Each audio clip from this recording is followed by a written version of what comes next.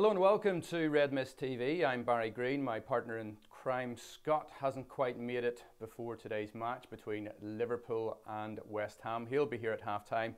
This, of course, the channel where we feature all things Liverpool and, unfortunately for me, Manchester United. Now, today's team news is just in as far as Liverpool fans are concerned, and we're going to go through that now. Remember, we are on YouTube, we're on Facebook, we're on Instagram, and would love you to get in touch with us. So please do send in your comments.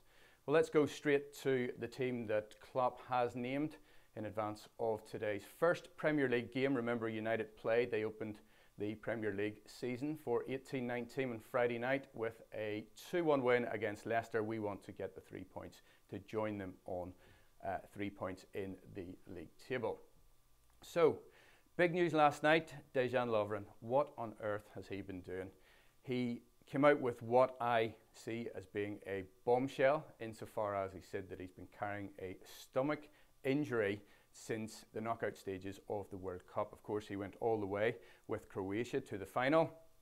And Lovren, he apparently has come back. He hasn't necessarily made that known straight off. The window has now shut, and that means that we have two fit senior centre halves. Klavan is still out, Matip is still out, and that means today that Joe Gomez starts alongside Virgil van Dijk at the centre of defence for Liverpool. So, the defence being Alisson, who makes his Premier League debut for Liverpool. Good luck to him today. Keita also makes his debut for the Reds in the Premier League.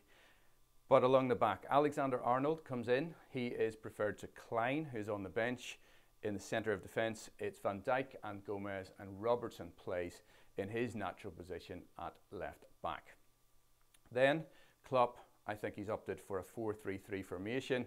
He's playing Milner. Now, Milner, if you remember, got 15 stitches in a head injury against Napoli, but he's been pass fit to start today's game, and he takes the place of Jordan Henderson, who's only on the bench, the club skipper, not deemed match fit to the standard required, I would say, and up to that grade. He's only played a few minutes in pre-season, so therefore the manager, Jurgen Klopp, has gone with Milner in the centre of midfield. Wijnaldum and Keita will play there, and then we have the Holy Trinity, as I'm calling it, up front.